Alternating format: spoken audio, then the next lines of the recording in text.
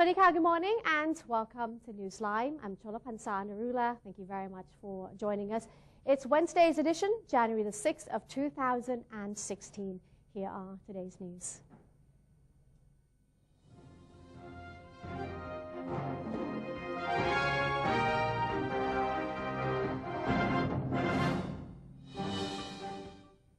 And in today's Thailand moves forward, in our first story, the Prime Minister and the Air Force Commander-in-Chief led public officials in an alms-giving activity for 59 monks and 99 novices as part of merit-making by the government and military to usher in the new year. Prime Minister Prayut Chan-o-cha and his wife Narapon Chan-o-cha led cabinet ministers and interior officials in the praying ceremony and alms-giving activity for 59 monks at the government house. Also in attendance were several executives of the Public Relations Department, including Director General Aphinan Chantarangsi, Deputy Director General Jamlong Singtongam, and Deputy Director General Jarun Chayasorn. Later, at the NCO Club of the Royal Thai Air Force, Air Force Commander-in-Chief, Air Chief Marshal Thot Sonjang, and Mrs. Narapon presided over the almsgiving for 99 novices. In attendance were several military officers, public officials, and members of the Air Force Wives Association. The almsgiving activity is an annual tradition of the Royal Thai Air Force. It is intended to preserve the Thai culture and build character in the ranks of the Thai military. Prime Minister Prayut Chan-o-cha has instructed all clusters to urgently put the government's action plan for this year into practice and make the public understand the government's solutions to the country's problems. Government spokesman Major General Sansern Kaew-Kamnert said that after the cabinet meeting on Tuesday, that the action plan for 2016 comprised 4 main issues, including regular management, national reform, solutions to urgent problems and important activities of the year. The Prime Minister said he wanted all government clusters to translate policy into practice with the use of performance indicators. The meeting also acknowledged the plan for 2016 of each cluster. For example, the Public Relations Cluster said it would adjust teams of ministerial spokesmen, while the National Security Cluster said it would focus on joint surveillance measures. The Tourism Cluster said Thailand's tourism exceeded targets in 2015, and it would focus on the quality of tourists in 2016. The Human Resources Development Cluster told the meeting that it would focus on developing human resources in these 5 to 10 years. The Economic Cluster, meanwhile, informed the meeting that it would make sure that economic growth was in accordance with both internal and external factors. Measures to stimulate investment and spending would be imposed to help the country step over the economic crisis, said the group. It also predicted that the Thai economy would recover in the 3rd and 4th quarters of this year after the infrastructure projects began. The Cabinet has approved a draft agreement to be signed with the Jordanian government on the 2 countries' cooperation in artificial rainmaking. After the first cabinet meeting of the year, Deputy Government Spokesperson Major General Wirachon Sukhontapatipak announced that approval was granted to a draft Memorandum of Understanding on the sharing of rainmaking techniques and technologies between Thailand and Jordan. The draft MOU features the technical cooperation framework, details and objectives, while designating guidelines and responsibilities of all involved agencies. According to the Deputy Government Spokesperson, Jordan ranks the 3rd driest country in the world, and most areas of the country are deserts, meaning drought poses a constant challenge to its people. The government today has approved its draft guidelines on international economic policy that covers international trade, Thailand's new export strategy, and the country's overall competitiveness in the global market. To do this, the government has now set a clear mandate for Committee on International Economic Policy, including its goals and responsibilities, so as to avoid any overlapping of duty with International Trade Development Committee. Importantly, the committee will now work with other related agencies in an integrated manner to fine-tune Thailand's international economic strategy according to involving global social, scientific, and environmental developments. The president of the Constitution Drafting Commission has conceded that he remains undecided about how to help the country achieve reconciliation. CDC President Nitai Ruchupan said that the charter drafters have not come up with a specific policy for the draft constitution intended to end divisiveness in the country and bring people of different political stances together. However, Mr. Nitai said that some mechanisms already included in the draft charter may help achieve reconciliation in the future, although no specific clauses about the issue or about the setting up of any new committee tasked with solving political conflicts was inscribed yet. He added that in the event of future political crisis, the government can refer to Article 44 to set up such a committee. And according to the spokesperson of the Constitution Drafting Commission, the charter drafting process is nearing completion. CDC spokesperson Amon Wanitwiwat said that the work of the charter drafters is around 95% completed, and they are now working on some additional details of the sections related to the origins of senators. Mr. Amon said that the CDC has decided to maintain its recommendation that the senators be elected among candidates of 20 professional groups in order to prevent lobbying, nepotism, or cronyism.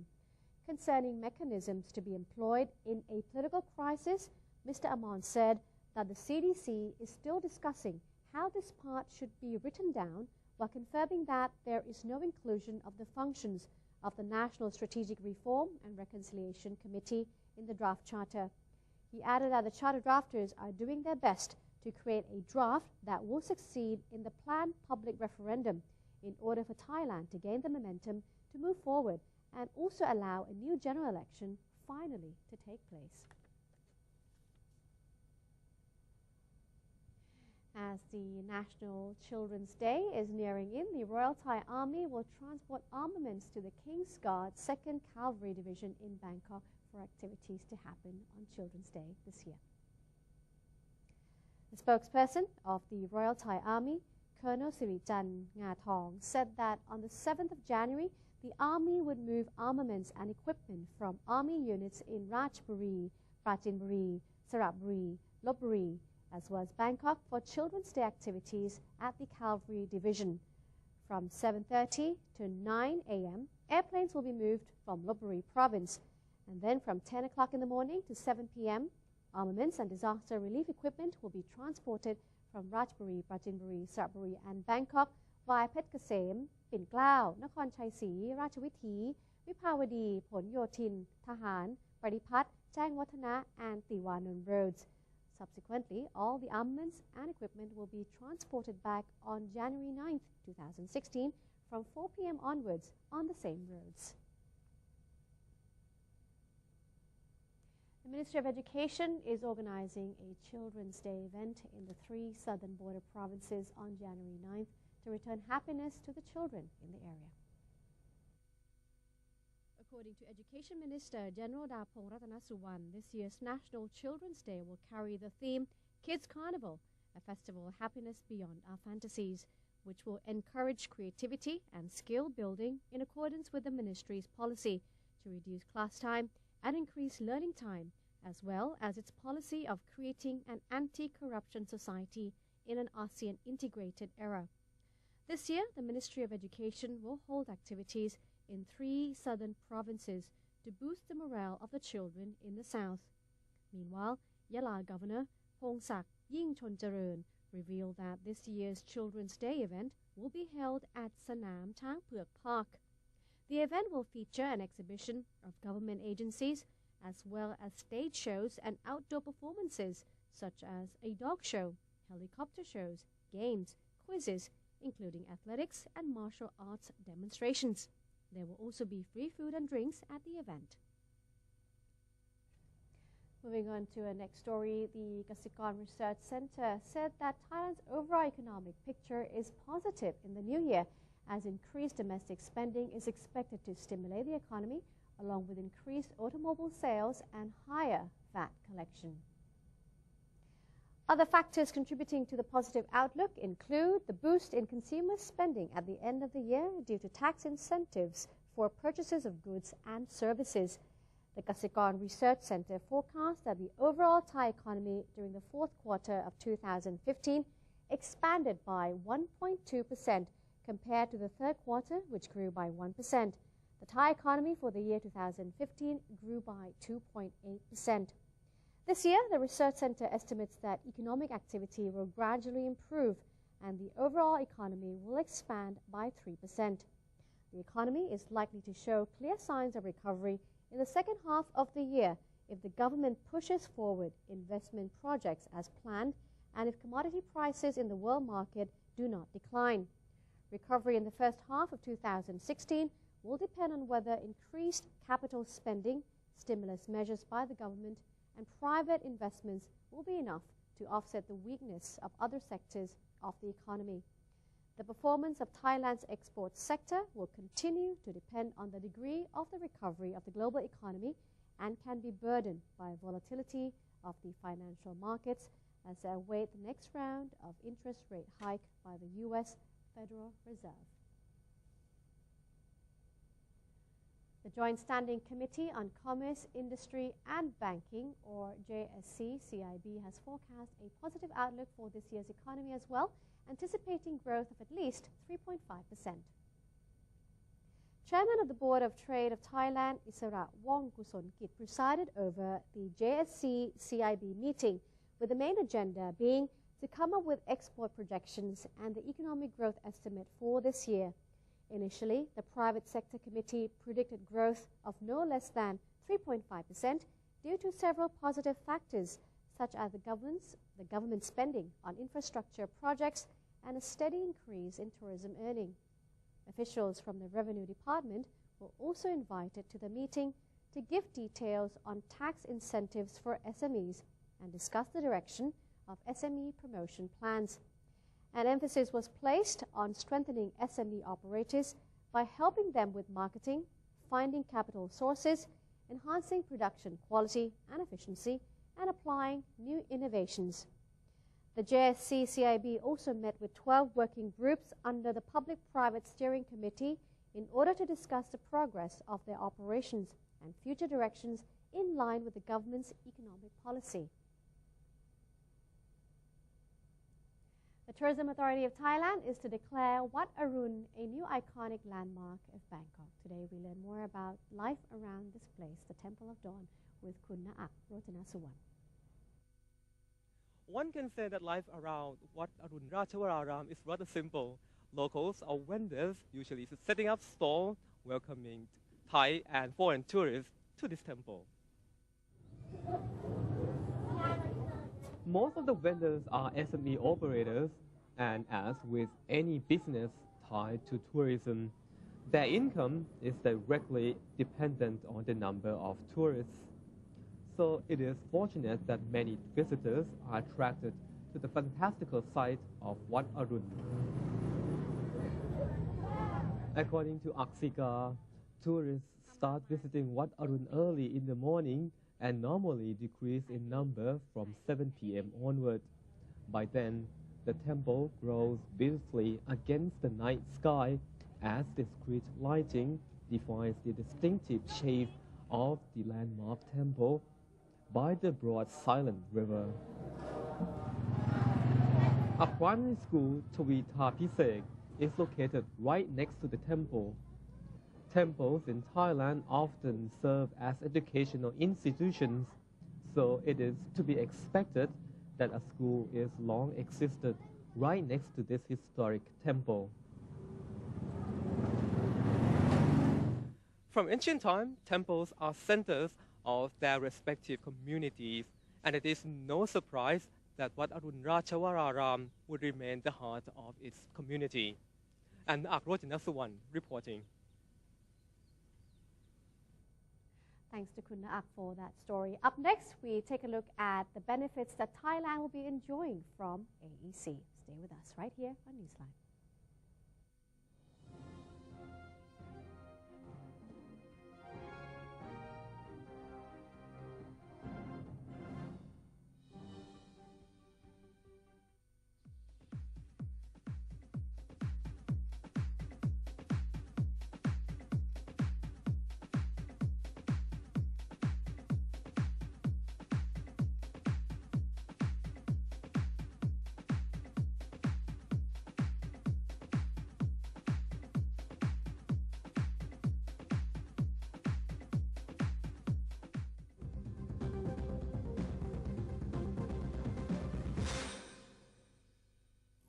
On the occasion of Children's Day, NBT World will be organizing various activities for children. Children will be able to experience the world of news anchoring and meet some of our news anchor. For those of you who are interested, please visit us at NBT Station on Vipawadi Road this Saturday.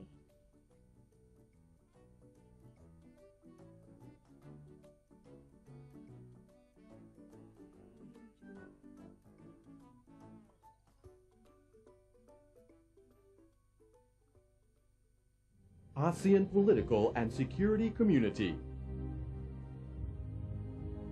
Prevent being deceived.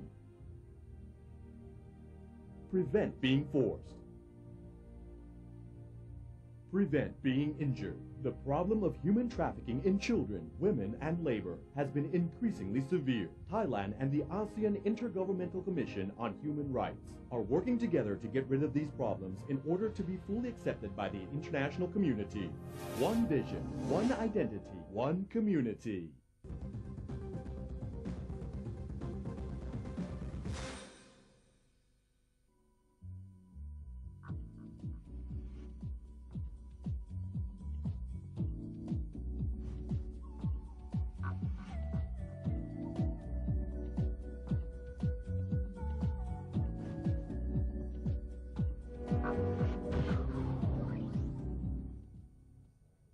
Welcome back. You stay with us on Newsline. Thailand enjoys a strategic location and serves as a gateway into the heart of ASEAN, home to one of the largest growing economic markets in the world. Today, we will look at the advantages Thailand will gain from the ASEAN Economic Community, or AEC. Kun Benjamin Ruchopakan has more. The positive impact of the AEC to Thailand is that it helps to facilitate investment in trading activities in other ASEAN members. Thailand will be able to invest in any ASEAN countries, and there will be fewer barriers in terms of trading activities. Moreover, Thailand will become the center of transportation and tourism, given that Thailand is located in the center of the ASEAN region, which will in turn help tourism industry grow exponentially. Thailand can also be the center of national conferences, meetings, exhibitions, and telecommunication. With the formation of the AEC, Thai manufacturers will be able to reduce the cost of production as they can outsource cheaper raw materials from ASEAN members. The AEC also provides greater investment opportunities as money can easily circulate among ASEAN members. The AEC comes with the railway development, which helps to create connectivity in 3 parts. The first part is the East-West Economic Corridor, which connects Vietnam, Laos, Thailand, and Myanmar. The second part is the North-South Economic Corridor, which connects Thailand, Myanmar, Laos, and China. And the third part is the Southern Economic Corridor, which connects Thailand, Cambodia, and Vietnam. In addition, the Southern Economic Corridor has a connecting route running down to Dawei Deep Sea Port in Myanmar. This is expected to bring down the logistics cost of Thailand that depends heavily on road transportation. Economically, Thailand, whose population accounts for 65 million people, is characterized by steady growth, strong exports, and a vibrant domestic consumer market. Abundant natural resources and a skilled and cost-effective workforce help attract foreign investors and enable them to prosper in the kingdom.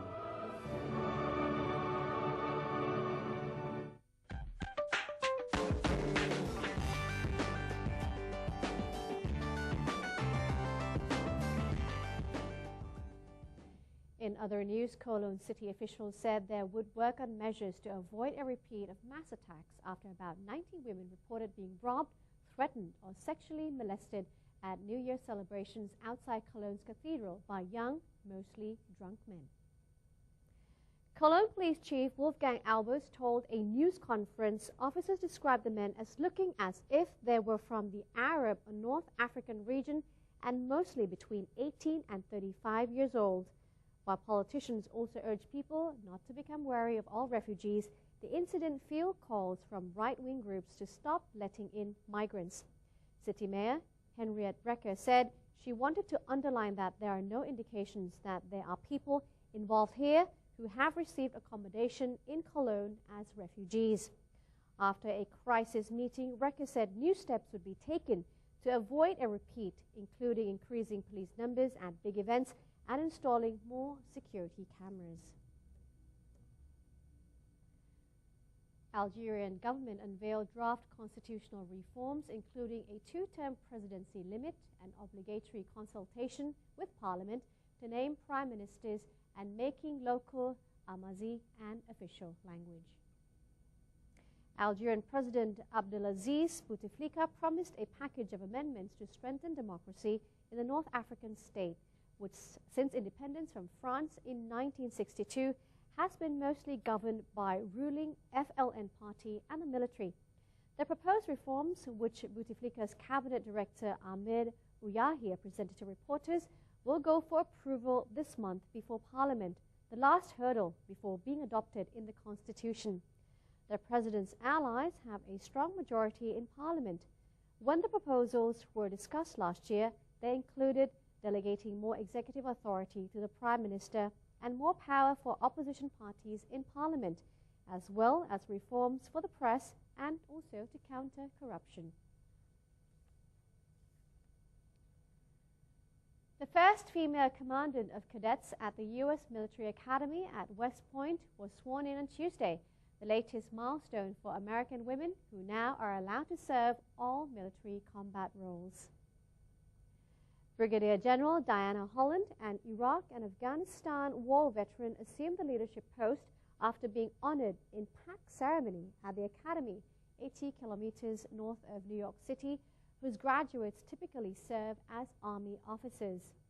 Holland assumes the historic leadership position a month after the U.S. military struck down gender barriers in the armed forces, announcing it would accept women in all combat jobs previously open only to men, from leading infantry soldiers into battle to serving as Navy SEALs.